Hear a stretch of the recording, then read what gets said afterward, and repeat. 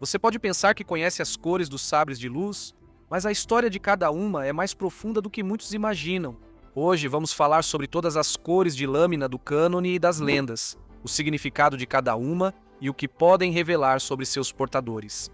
Azul é a cor original do sabre de luz, a primeira cor de sabre de luz que o público já viu, quando Obi-Wan Kenobi presenteou Luke Skywalker com o sabre de luz de seu pai e o chamou de uma arma elegante de uma era mais civilizada.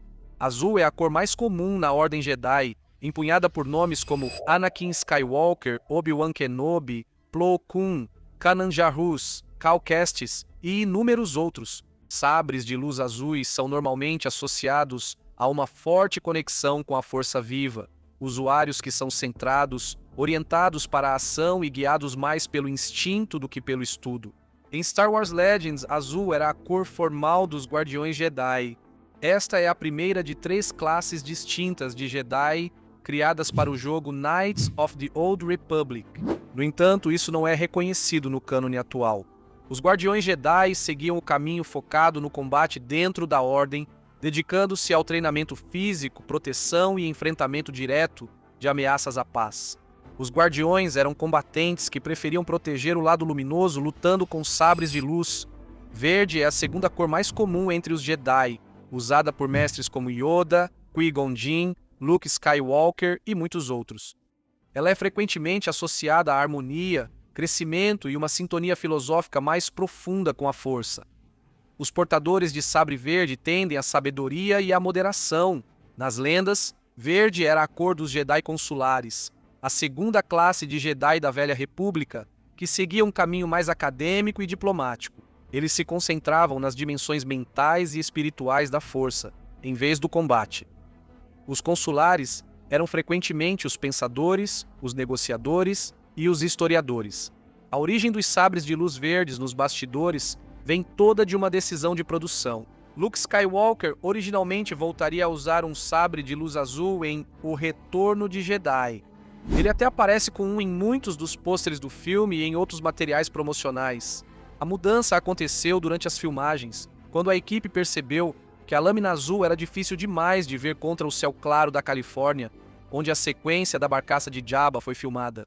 George Lucas decidiu pela cor verde, mas uma cena mostrando Luke construindo a nova arma acabou sendo cortada.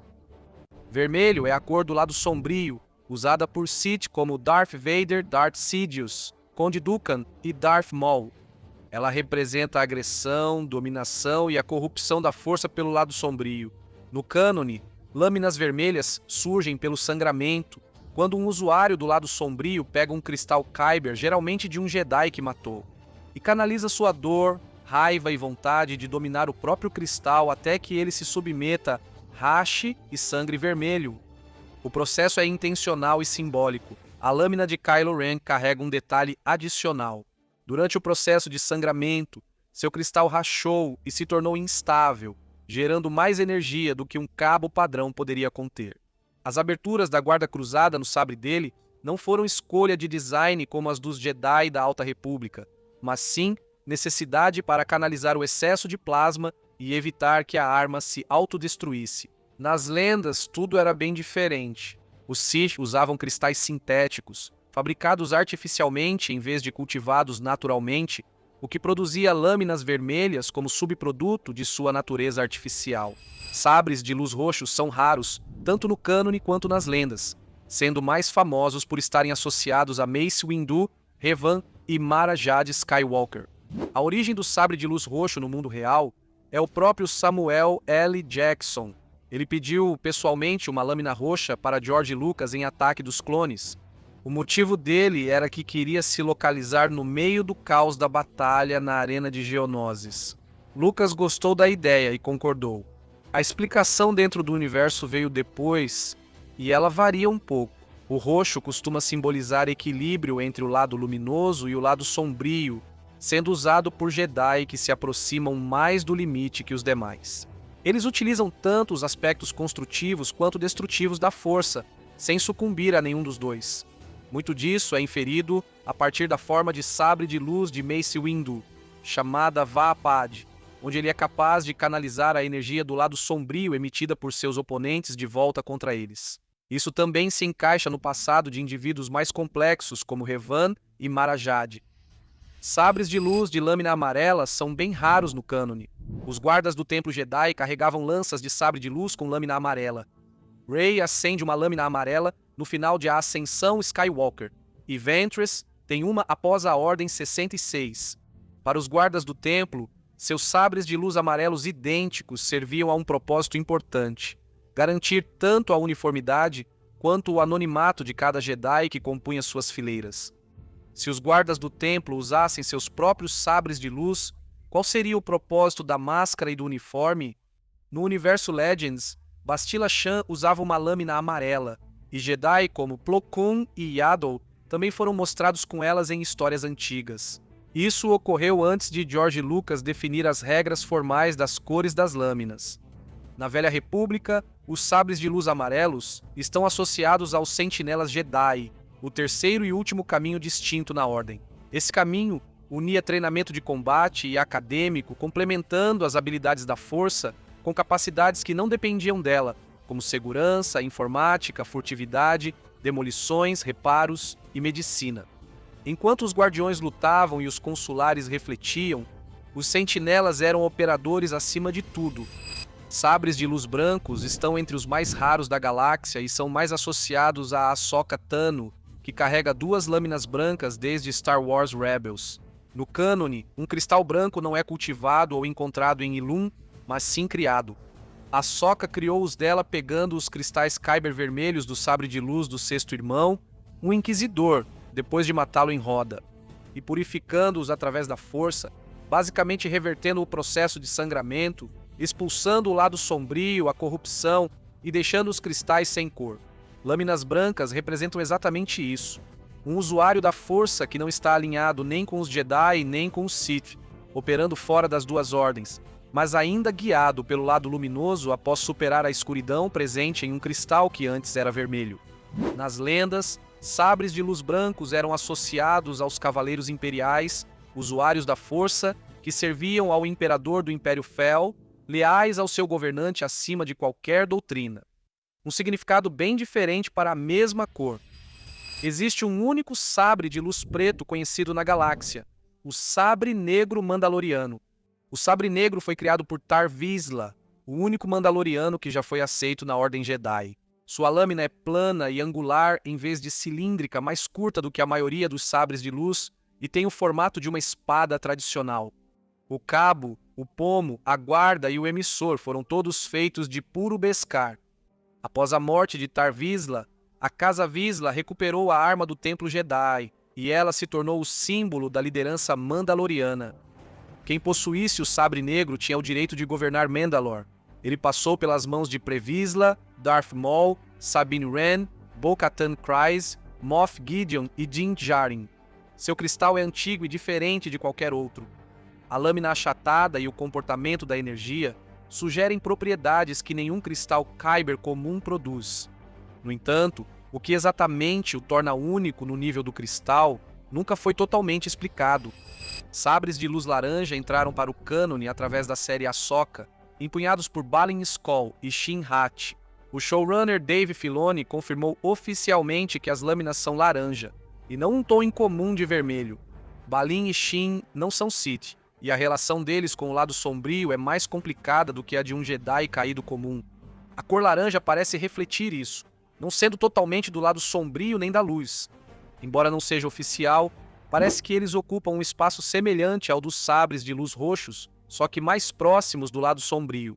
Dizia-se que lâminas laranja estavam associadas a Jedi de forte individualidade, independência e pensamento não convencional, criatividade, confiança e autossuficiência.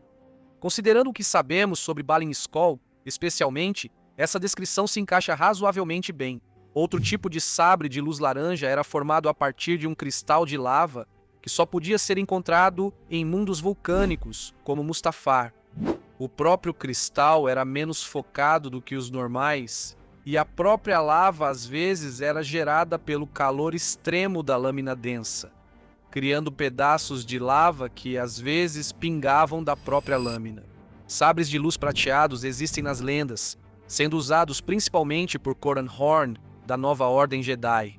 Eles eram associados a Jedi de clareza excepcional e paz de espírito, portadores que alcançaram um tipo de quietude interior que se traduzia na lâmina quase incolor do cristal. O prateado está próximo do branco no espectro, mas carrega uma tradição específica das lendas, ligada a Jedi que buscavam a verdade acima de tudo.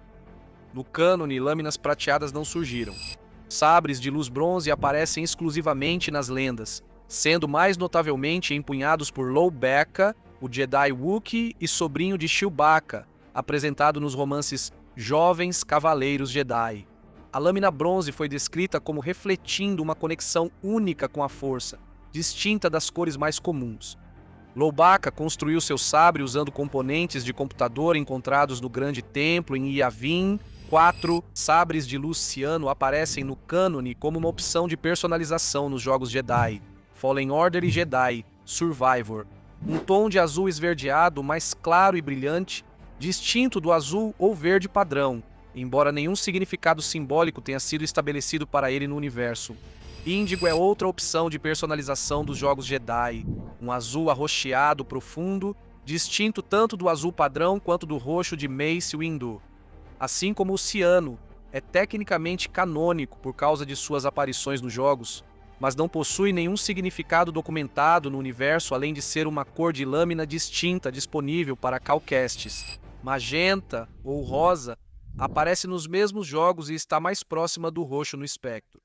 Alguns também acreditam que o sabre de Mara Jade seja mais rosa do que roxo, e uma variante rara, de cristal Kyber, conhecida como Cristais Seeker, supostamente produzia lâminas rosas naturalmente.